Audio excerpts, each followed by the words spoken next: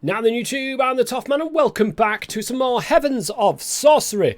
It is part number 13 today, and in my hand I have finally the attunement altar. I wanted that all of last episode and we just couldn't get the starlight for it. I moved the entire setup that we had over there over here. I've now put it back to some form of normality, and here we have it in our hand, the attunement altar. Oh, eventually. Now, that should, in theory, be done. Is that right? Wait a second here. Let's go into here and open up the in tune. Let's get the visualize in here. So it's there. Right click. You can see we're missing one single block. There we go. We got the ding, which means it's done. This means... Why can I not open this? Hello? I thought we could open this and put recipes in. Can we not? Oh, wait a second. Do we have to use this? Oh, I think I see something actually. We've got to stick that on the edge. Like that. No? What the? Oh my goodness. Guys. Oh no. I haven't seen there's been, the last episode hasn't gone up yet, so I haven't seen any comments from that, and you guys have probably been screaming at me. The attunement altar is apparently different to the celestial altar, which we need bronze for, which we got the embers going for over there, but oh my goodness, that is how we get the next part up. So actually, the attunement is just for attunement purposes, this attunement altar, which means all of what I took down, I've got to put back again. Maybe I'll find, because it obviously, if I find one of those floating crystals in one of the other places, it's probably a good idea that I took that up and move it to somewhere where I'm going to need quite a lot of the starlight to craft. So, once again, I shall be back in a second. Right, let's have a look. I think, I've got a few more just little touches to do here with the pillars around the outside. And then we'll have the middle piece to put in. I think chiseled marble on the top, right? Yeah, that's the one. And then the last one of them. And then in the middle, of course, is the starlight crafting altar. Which, ooh. Oh, I never fixed this bit. I see. And it seems as if I'm actually missing one. I don't know how I'm missing one, because literally I took everything from the other one, but... Oh well. It's not easy to it's not that hard to craft. There we go. Brilliant. We're back to normal. And then you can see the link has already gone without me using the linking tool. In a previous episode, you can see you're not meant to be able to do that, but apparently it works if you just create it underneath it, and you can see the link has already started with the crafting altar. So that's pretty good, guys. It's all back. We've got another waypoint over to this one, and it looks pretty ledge, guys. I like the look of this one. Let me just go ahead and fix the wall so that it doesn't look like... Oh, that is not fixing the wall, is it? Come on. Okay, so a couple of episodes have gone out, and obviously you guys have been making comments, and keep them coming, guys, because it's absolutely amazing. It really does help me out quite a lot. Now, I won't have seen the last episode's comments, so please do keep that in mind when it comes to making comments. So Daniel Deline actually says, if I take the astral tome in hand... Oh, let me get my constellation papers first. If I take it in hand, shift right click empty air, I can then put my constellation papers in, and that is how you do it. I never realized that. Thank you very much, Daniel. Sabbath Night 13, who was there for the stream and told me about this on stream. He managed to bone meal one of the dynamic ironwood trees as high as 160 to 165 logs, and it took around 2,000 bone meals to get it that far. So, I'm not actually bone meal in this one, but let's take a quick look. It still hasn't gone past 99. Now, I don't know whether or not it's because it doesn't have room to the left and right, but it dynamically, letting this just grow by itself, it seems to have stopped at 99, but we'll leave it there. It is, of course, the tree of life, so we don't want to be messing around with it too much. So, okay, this is what constellations are used for. Kanajan, again, in with some really, really good advice here. Once you've identified constellations, you can attune to them, and I'm pretty much sure that's what the attunement altar is used for, obviously. And Dissidia is a good one for attacks. You can get different buffs depending on which one you're attuned to, apparently. She also recommends making a barrel and putting liquid starlight in. I did look briefly at a barrel. I didn't know which one, but I'm presuming it's probably this redstone barrel here. I don't know anything else that would allow you to put... I don't know which barrel. There's a few barrels, and I don't know if you can actually put stuff in these ones. So I don't want to... I don't know. We'll give that a bit of a try, though. We'll give each one a bit of a try. But also, now this is something I do want to get into. With Prismarine, you can make an okay healing spell. I added 9 Prismarine, and it heals 3 hearts cost. It costs very little mana for 3 hearts, for healing 3 hearts. So that's interesting to know. Buckwheat says about, this is the weirdest thing ever, quoting me. For power and progression, the normal things, but in all seriousness, it unlocks some text in the book. This is... I presume this is me looking through the telescope to see all the stars and stuff like that. Lets you use that constellation's light for ritual magic and feeding your altar starlight later, plus perk tree parts. Player buffs, basically. Again, probably what Kanajan was also alluding to. Glitch Reaper, good instincts backing off from that fight. If he'd have kept talking to him, this is the guy that's on fire in the Aether.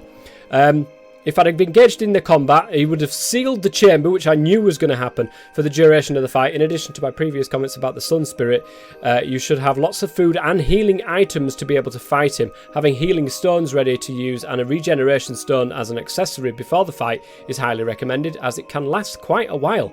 Ambrosium serves as a multi-use fuel in the Aether, mostly through the altar/enchanter. An interesting way of getting Ambrosium is to use Holy Stone tools, as they drop it over time during use. Oh, nice. With the mending and unbreaking enchantments, you can use them forever for endless Ambrosium. Nice. And this is the comment from Laguna Leo here. The constellation papers will stay blank until you unlock the appropriate chapter. And this is what I said in the previous episode as well. That was basically why those papers didn't have anything on them. Glitch Reaper. Again, this is the recent one that's gone out. This is part... which part is this one that's gone out? Part 11, the one that's just gone out. And Glitch Reaper says, note that self-attunement can only take place in dimensions where you can see the constellations. So, obviously, I can see the constellations in this dimension. Ooh, there's a nice little shooting star there. I can see the constellations in this dimension, and I can also see them in the Aether as well. So we can do the self-attunement in both, so I'm quite glad, because I really don't want to rebuild the entire thing a third time. That would be really boring. And here we go. Ningo in with the thing. Literally, I've just read the comment as I've started this episode. Mate, no, the attunement altar is a separate thing altogether from the crafting altar. Sorry I couldn't make the stream. It was 1 a.m. in Australia, my goodness. So, the attunement altar, entirely thing separately. And there we go. We're all caught up with the comments from the previous episodes. So thank you very much. And please do keep those coming, guys, because they really do help me out. When I get to them in time, Ningo, if I'd have just seen yours a little bit earlier, I would have been absolutely fine. But alas, we learn. We learn from these mistakes. All being said, though, we will go back into the quest book and hopefully we'll get some more progress done today than we did in the last episode. So we've got Tap It, we've got From the Heavens, and we've got Big Mix Up. Now, this is the mixer. This has to do with that stuff over there, so we can start making bronze. Now, if we take a look at the next quest, From the Heavens, this requires bronze, and obviously, because I've literally just looked at the recipe for this. It seems that not only can you attune yourself in the attunement altar, but you can attune rock crystals too. With these attuned rock crystals, you can further focus the starlight collected by your altar and upgrade it once again.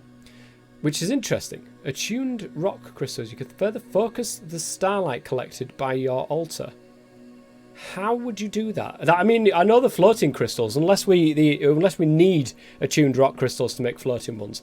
Let's have a look further on. So, Runes of Starlight, really easy to craft actually, just need to get another one of those. Bronze ingot we can get through the mixer. We need an attuned rock crystal itself to be able to do this, and basically just normal stuff. So that's not too hard to craft, we just need to further expand the one that we've got currently over in the Aether, once more. Lovely jubbly. The first order of business is to go over to the newly formed pool, which looks quite nice, I must say, and shove a load of this stuff in. So we want to try to aim for this block over here because I've covered every other block other than that one, so we want to try to do this. So iron dust, sugar, magma blocks, that should go ahead and create all of the copper that we need. Can I see any copper being formed there? It said it needs a 6... But it doesn't seem to be doing anything, though.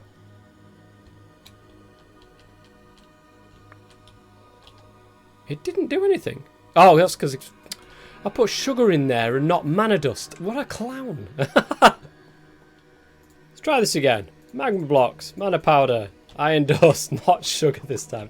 There we go, I can hear it doing stuff. This is great. Let it do that, and we need loads of copper. That's the first thing. Because getting into the melter... Not metler, melter. I can spell, guys.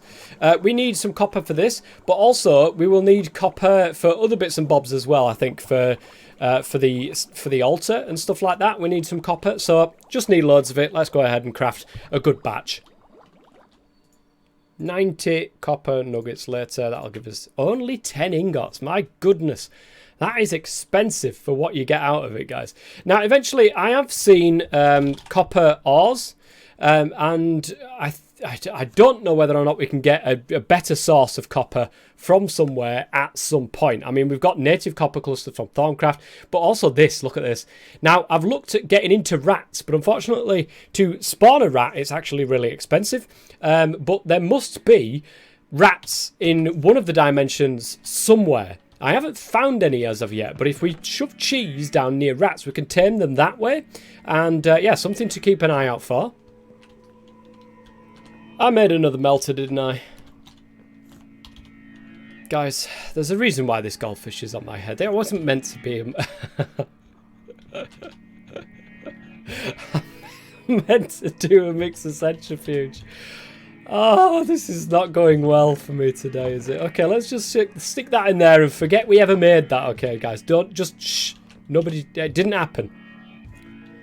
One of the other things we can now make, I've gone into the Misty World and done quite a lot of mining there, guys, and we've only managed to get 14 pieces of niobium. I kid you not, it is very difficult to find. In the end, I stopped strip mining just because of the amount of time it took, and I went cliff surfing instead. So I just went round the edge of the cliffs, and I actually found more niobium that way than I did going through and strip mining. So it's completely up to you which way you guys do it, but that's how I managed to find a little bit more niobium than usual. So I want to save some iron, because obviously I'm running low on iron now. I've only got 3 and I've got 4 here. I've not got much in the way of iron left.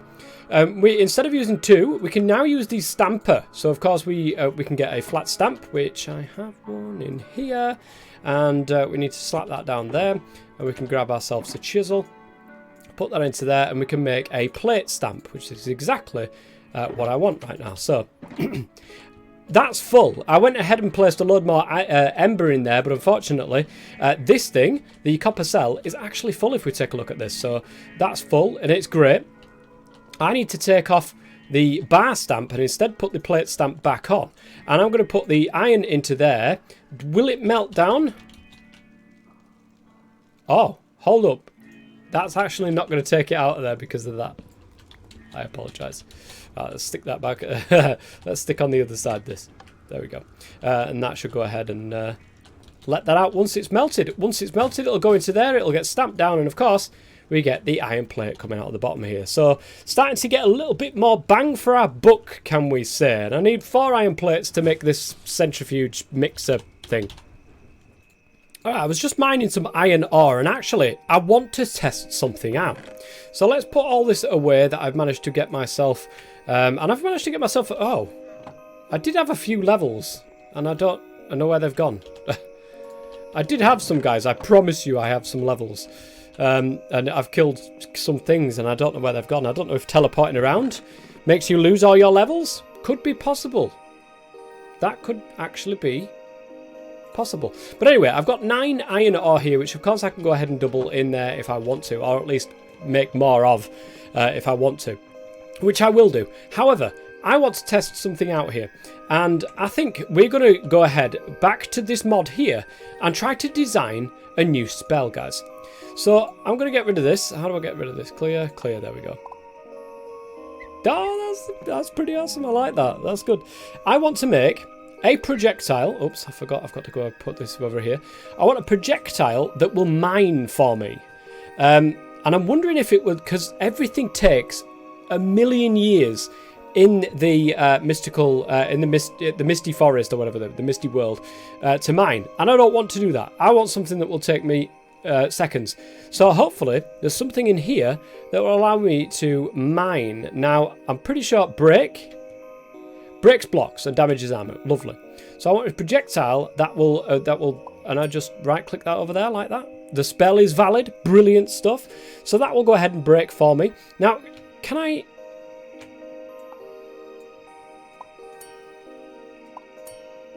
I double break? Spell is valid, apparently. Triple break?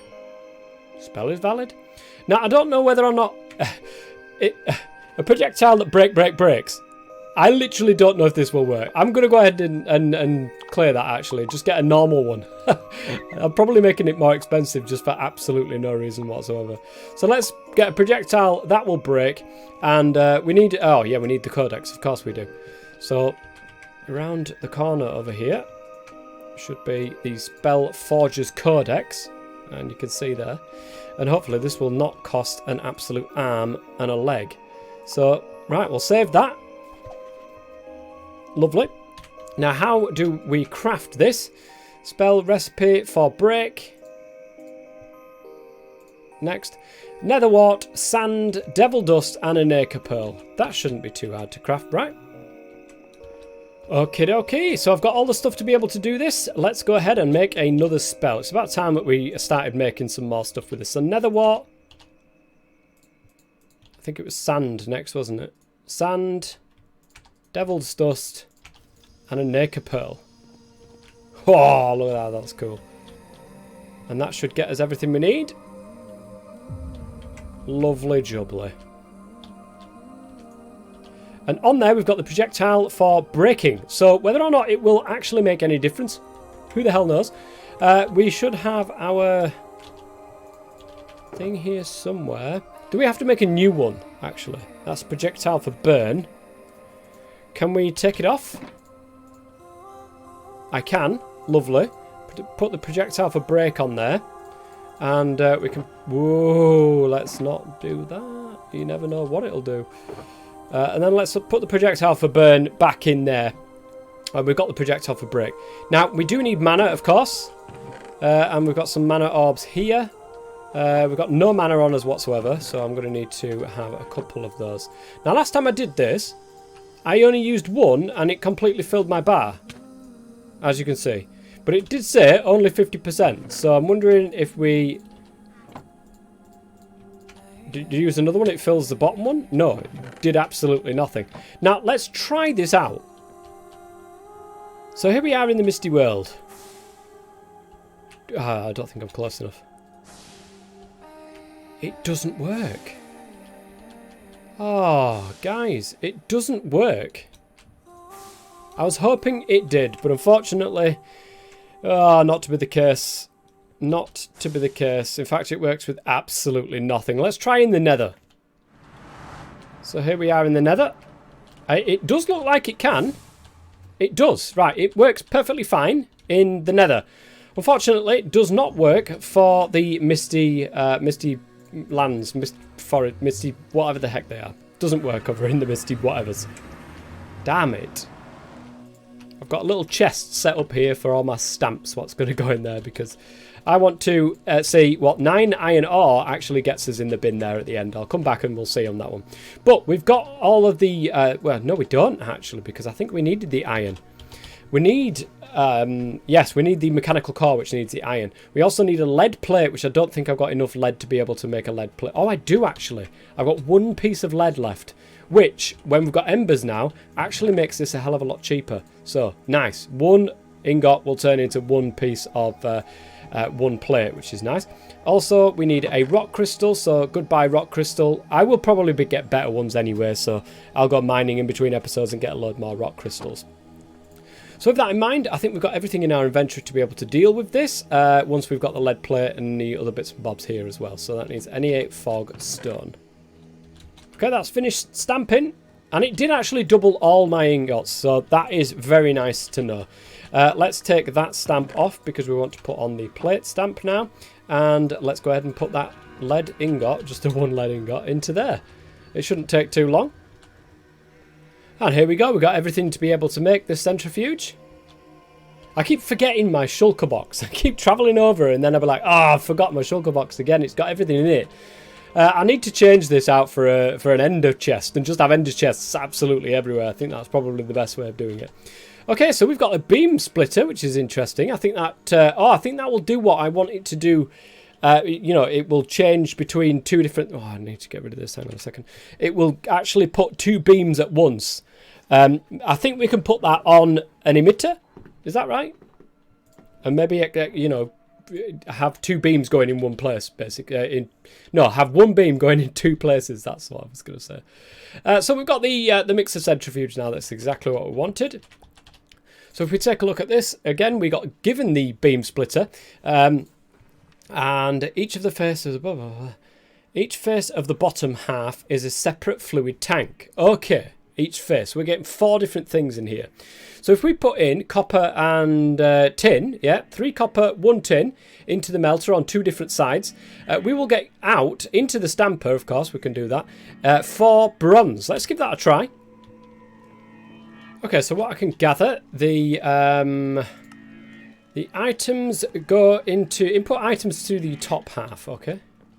We can do that. There we go. Right, it's starting to work now. It hasn't taken the tin. It hasn't taken the copper. It did say to put them into the top half, and that's what I have done. Oh, hang on a minute. Oh, you do need to put them in the melter. I see. Okay, this needs rejigging. Right, 3 copper, 1 tin going in. That should already get the redstone signal from this, so that should be fine. And then the mixer centrifuge should get both of those.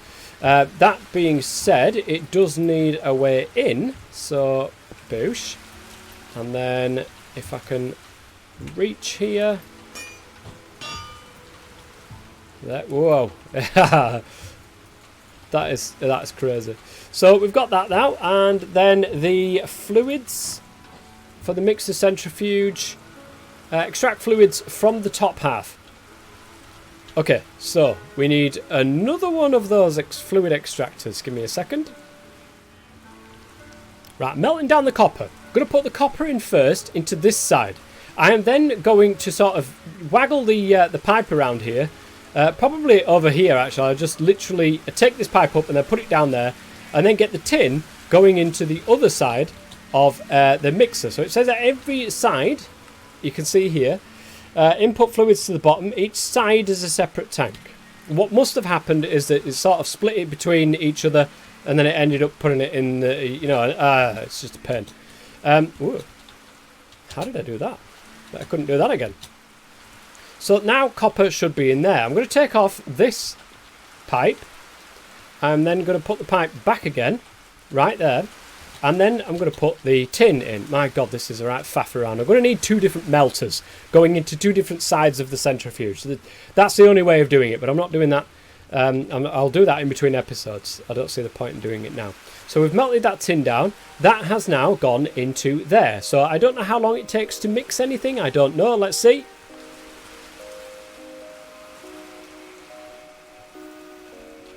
Do you know what? It doesn't have...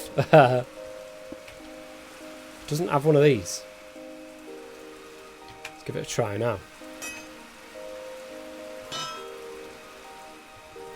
There we go. It said to extract it on. There's nothing coming through. Input fluids to the bottom. Extract fluids from the top. Okay, we've done that. Input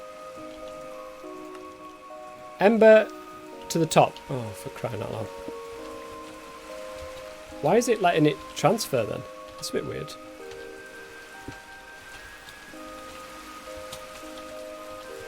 So now if we click that, then that. Oh, I hear noise. It's doing it.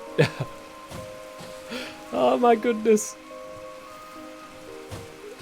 Oh, yeah, this whole place, this whole embers part needs to be sorted out, guys.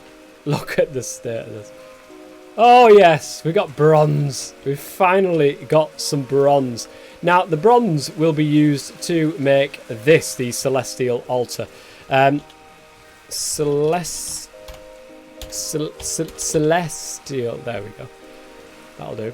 And a couple of bronze. We need another attuned rock crystal this time, star metal, aquamarine, and a couple more starlight. I'm going to get that stuff ready in between episodes. I'm not going to do that today. Unfortunately, I have run out of time today. Don't feel like I've got much done. Let me be quite honest. I really don't feel like I've got much done. That entire setup at the back there needs rejigging, resorting out because it's an absolute mess. I also need to do a lot of mining. I need to do a lot of stuff in between episodes to get ready for next time for you guys so that I can get straight in with doing some of these quests. I need to get a lot of things pre-crafted.